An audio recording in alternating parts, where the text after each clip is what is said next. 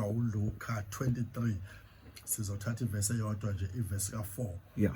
Wayesethi uPilato kuba priesti abakhulu nakuzo izixuku angifumani icala kulomuntu. Inkosi ke mayibusise ukufunda kwezwi lakhe. Mfowethu la sibheka ukuthi sikesikhathini la ibandla lika Kristu liyo celebrate khona la elazalwa khona ukufa kwenkosi uJesu Kristu. But now kukhona izinto ezimbalwa engithanda ukuthi sizibheke.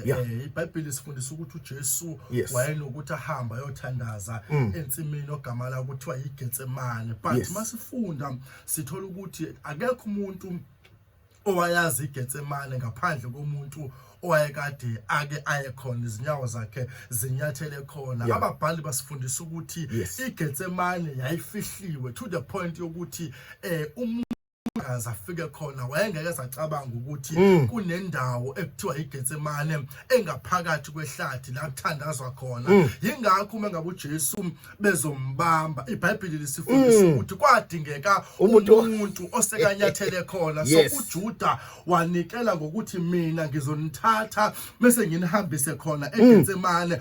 And number 2, amaJuda aneculture okanye ayeneculture yokuthi agqoke izingubo ezifanayo, lento yenza ukuthi noma amasosha uJuda sewabekile eGetsemane but ahluleka ukubona ukuthi omuphi kahle kahle lesimfunayo ngoba izingubo bazigqokile zazifana. Then wayesethi uJuda kumasosha ngenxa yokuthi bafowethu nizodideka bambani lana, I will give you the secret code lona engizombamba mase ngiyamhaga uyena because manje izibhekela nodwa ngeke nimbone. So uJuda wasondela kuJesu wayesuyambamba uyamhaga mase amasosha abona ukuthi nanga umuntu esimfunayo. Then iBhayibheli sifundisa ukuthi bamthathile kuJesu baya naye emagcekeni kaPilato la kuyoqulwa khona icala. But bamba la mfundisi ngenkathi uJesu engene eJerusalema egibela imbongolo sithola ukuthi kuke kwathunywa isosha kwathiwa ake liyobheka ezweni laseJerusalema ukuthi kuphilwa kanjani. Uthi umbhali lesosha litheli balifika lafika uJesu egibele imbongolo lithi lizohlola, lafika izigwili zikhumula izimpahla zize ndlala phansi abangena lutho. Lithi iBhayibheli bathatha amahlandla amasundu bawendlala phansi ukuthi uJesu akwazi ukuthi anyathele. So la uJesu engena eminyangweni yakaPilato ebanjiwe kuzoqala iprocess yamacala, basifundisa ukuthi lesosha lithe noma belikhona but labonakala lona lodwa lishiya amanye amasosha zakwabo liguqa limkhothamela. And abapriesti bayabuza ukuthi hendoda uthatha phi umthetho wokuthi wena uguqele lo muntu odukisa izwe. And isosha maliphendula lithi mfundisi ngenkathi bapriesti ningithumile eJerusalema ngithe mangifika khona lo muntu lo ufike ekhothanyelwa abantu. So mina mangimbona angikwazi ukuma ngoba lo muntu uyakhothanyelwa imvelo. Lathi isosha kungamane ngiphele lo msebenzi but I cannot stand ngaphambi kwalo muntu ngoba ngibonile mina abantu abathembekile mayeqhamuka besacrifice ngento abanazo. So uma ngimbona mina ngikhumbula ukuthi lona umanyelwa la ulwandle lo muntu so angikwazi ukuma phambi kwakhe. So uJesu iBhayibheli sifundisa ukuthi kwasekuqala iprocess ke yamacala ke njengoba sibheke phasi ke. And mayiqala iprocess kukhona indawo kwakuthiwa igama la it's Caesarea Philippi la kwakuhlala khona uPilato. But njalo uPilato makukhona amacala lithi iBhayibheli wayehla and mangabehla kwakukhona izihlalo ayofika uPilato ahlele kusona amamele uzo. But kwakukhona isihlalo esasikhethekile iBhayibheli sifundisa ukuthi sasakhiwe ngamatshe. Igama lalesihlalo kuthiwa iGabatha. uPilato kuthiwa wayengahlali phezulu kwalesihlalo uma ngabe ngekho umuntu ozogwetshwa njalo. Uma ngabe kukhona umuntu okwangemela lahle icala uPilato wayethatha isinqa sakhe asibeke phezulu kweGabatha mase wonke umuntu amamela ukuthi ubani lona ozabethelwa ngoba kwangeva kuzaqala koJesu ukuthi kubethelwe. Abantu babejwayele ukubethelwa yingakho kuthiwa lentaba kwakuyintaba yekhanda, intaba yokhakhaya. So now uPilato ehlala lithi iBhayibheli sifundisa ukuthi kwasuka unkosikazi wakhe Yeah. wambhalela incwadi encane ethi myeni wami ungazifaki kulento ngoba angilalanga ubusuku bonke ngihlushwa ngalo muntu, so ngincede ukuthi ungazifaki kulento. And uPilato noma ngabe incwadi akayifundanga kodwa bathi ababhali kubonakala ngobuso bakhe ukuthi into ebhale encwadini ayimthokozisi. Ingakho lithi iBhayibheli wayesethu uPilato kubapristi abakhulu nakuso isixuku, kodwa mina angifumani icala kulo muntu. But abantu bamemeza bathi mbethele asihambeke uJesu elahlwa icala.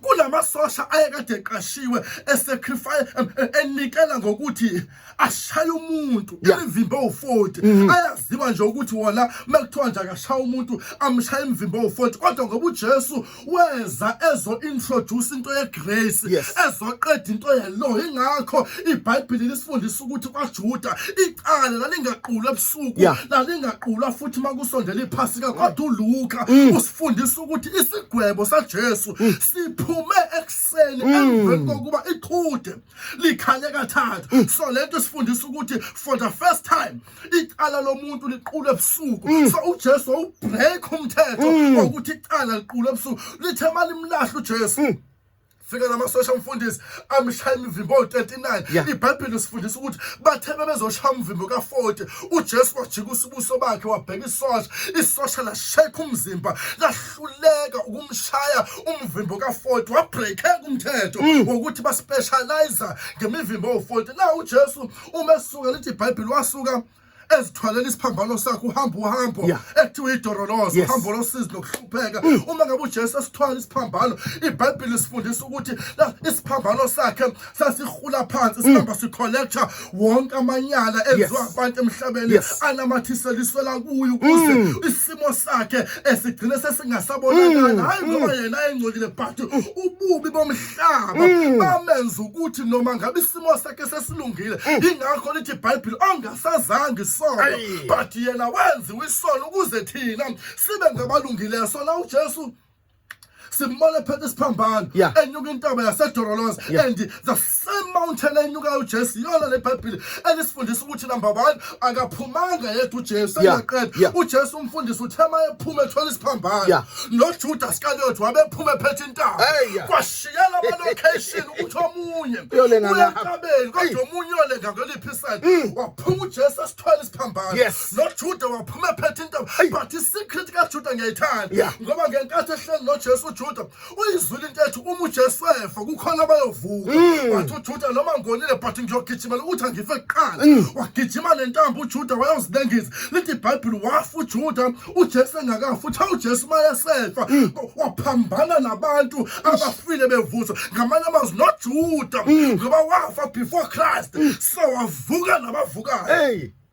Asiva lo mfundisi uJesu uyanyuka intaba uphethe isiphambano sakhe. Kwenzeka konke sazi story, but nayo into engiyithandayo ukuthi uJesu ke wawela umfula ekuthiwa iKidron. Ngenkathi ewela uthi umbhali usiko lamaJuda babethi mali bengabe benemicimbi bathatha igazi balichithe phezulu kwalomfula mase igazi lesilwane lihambe namanzi. So for the first time uJesu mayeqala umfula ngegazi lakhe, lithi izincwadi zifundisa ukuthi ama-drops egazi lakhe athinte amanzi, and amanzi wonke aphenduka aba igazi. Fortunately or unfortunately kukhona abesifazane baseJerusalema. Uthi umbhali they were busy washinga impahla zabo, but mabebheka ngaphezulu babona amanzi esefana negazi. Lithi iBhayibheli lisifundisa ukuthi base beyabuzana ukuthi hayibo kwenze njani, yini leqhamuka engafani nakwezinye izinsuku. Usethi kumhlabeleli kwaqhamuka ingoma lapho ethe yali nale mihozo kwelocala lakhe. Waphendula omunye wathi yegazi, wathi kodwa ngathi yamanzi mangihlanjulwe. Lithi ke lekhona lebabhali bathi amakhosikazi akhipha izimpahla same time ezibeka ngaphandle athi asingene thina emanzini ukuze legazi malifika likwazi ukuthi lithole thina. Angena amakhosikazi, igazi lithe malifika ahlahlangana nemizimba amakhosikazi. Lithi ke sifunda ukuthi ngenkathi amakhosikazi washa ayashiya izingane izigula and athema ethindwa igazi abona izingane izigula ebezigula sezibahlangabeze umfuleni babuzana ukuthi hayi bona niphile nini bathi abantwana lathi asazi amakhosikazi akhumbula ukuthi hayi kukhona igazi elingafani namanye amagazi elithema lisithinta langacheck ne distance laphilisa umuntu osekhaya ngalokho nje mfundisi namhlanje bengizosho njalo ukuthi nje masibheke phasikeni asikhumbule ukuthi kwakhona uhambo lwedololoza lapho uJesu athwala khona umzimba bethu nencwadi eyinamagama ethi simangalela wayithatha uJesu wayobethelana namanye ngamanye amazwi thina akasekho